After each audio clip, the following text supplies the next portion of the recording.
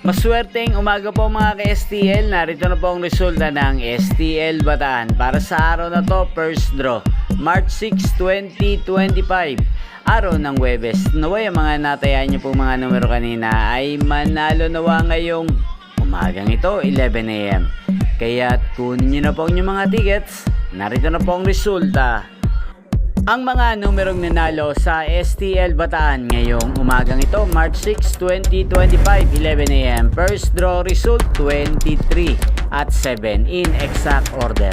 Sa lahat po ng tumaya kanina sa STL Bataan para sa first draw ng 23 at 7, congrats po sa inyo, panalo po kayo. At ngayong umagang ito sa STL Bataan, natin pong i-shoutout si Kuya Dondi ng Bataan.